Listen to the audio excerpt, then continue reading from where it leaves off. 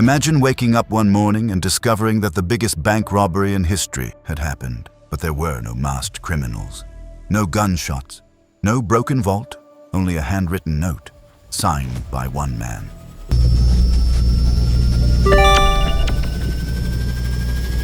March 18th, 2003. Baghdad was waiting for war. American forces were preparing to invade Iraq, and President George W. Bush had given Saddam Hussein 48 hours to leave the country. But while the world focused on the coming battle, something shocking was happening inside Iraq's central bank.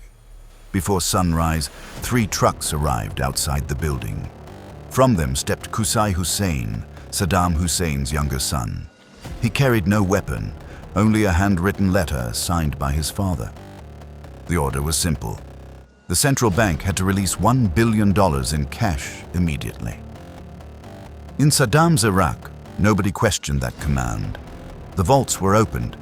Employees loaded box after box of $100 bills into the waiting trucks. Nearly $900 million in US currency, along with around 100 million euros, left the bank that morning. Some reports suggested the total amount may have been even higher. Qusay watched every box being loaded, surrounded by Saddam's guards. No alarms, no resistance, no fight. This was not a normal robbery. It was the ruler of Iraq taking control of the nation's wealth before losing power. Saddam knew the American invasion was coming.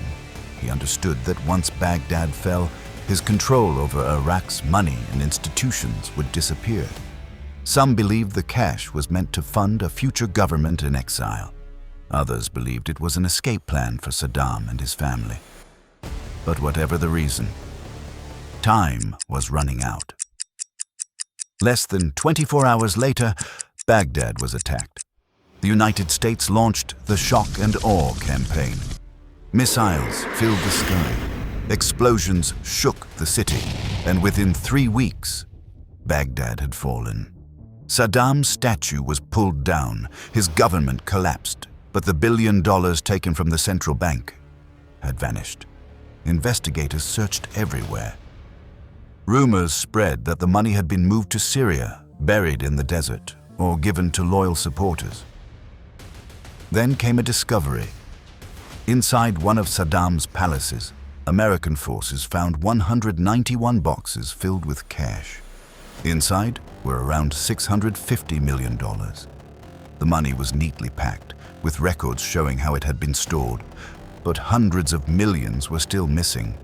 Between $300 and $400 million disappeared. Nobody knows where it went. Then, on July 22, 2003, American forces found Saddam's sons, Uday and Qusay Hussein, hiding in a villa in Mosul. After a long battle, the building was destroyed and both brothers were killed. They may have taken the final secrets of the missing fortune with them. Saddam remained hidden for months until American soldiers captured him near Tikrit on December 13, 2003. He was later convicted of crimes against humanity and executed in 2006. His empire was gone.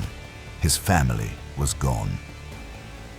But the mystery remained. Because this was not a robbery completed with technology, explosives, or clever criminals. It happened because one man had absolute power.